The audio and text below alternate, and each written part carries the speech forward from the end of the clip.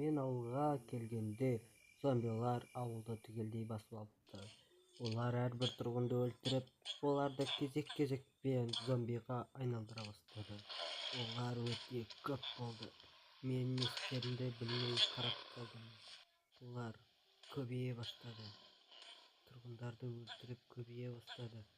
Мен не істерімді білмедім да. Естен бұл ауылды қаштым. Шаруам жоқ, Крипер. Қаштым, шаруам жоқ бұл ауылда.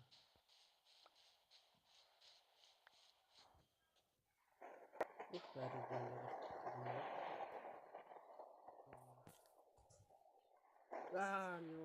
зомби мен қайдамын? Кімсің? Жоқ.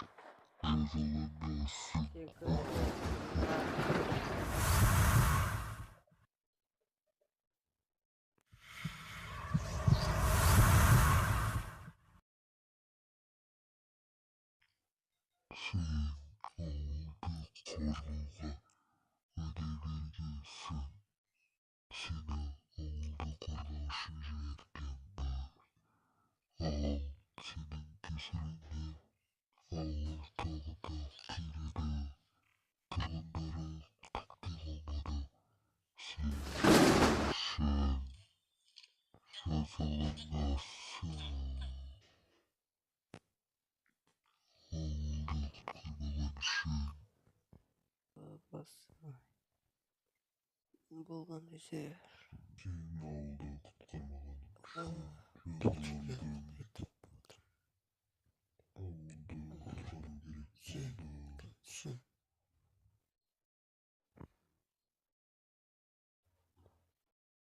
Ал мені кешіру үшін мен не істеуім керек? Сен алдыңда тұрған порталға кіру керексің. Порталдың ар жағында не болады?